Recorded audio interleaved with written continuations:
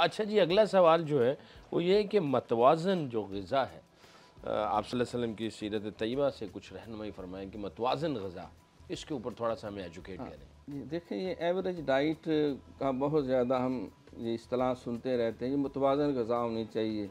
बच्चे को मुतवाज़न ग़िज़ा दें, हुँ। बुज़ुर्गों को मुतवाज़न, नौजवानों को, जी, ताकि जी। उनकी सेहत। तो अल्लाह ताला ने इंसानी वजूद के अंदर बहुत से ऐसे अज़ा और हिस्से हैं, मसलन अब जो गुर्दे हैं, कहते हैं इसका बेहतरीन जो ग़िज़ा है वो ज़्यादा से ज़्यादा पानी है, साफ़ सुथरा पानी, यानी जो हर तरह की आलाइशों से पाक हो। तो इसी तरह इस्लाम क्योंकि कि दीन फ़ितरत है, नबी अलैहिस्सलाम ने फ़ितरत के मुताबिक ख़ुद भी ग़िज़ा इस्तेमाल की और अपने सहाबा को और उम्मत को भी सिखाया।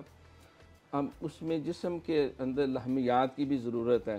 बाज़ नारा मारते हैं जब वेजिटेरियन कि इससे जिस्म ज़्यादा मोटा नहीं होता, तो हम गोश्त नहीं इस्तेमाल करेंगे।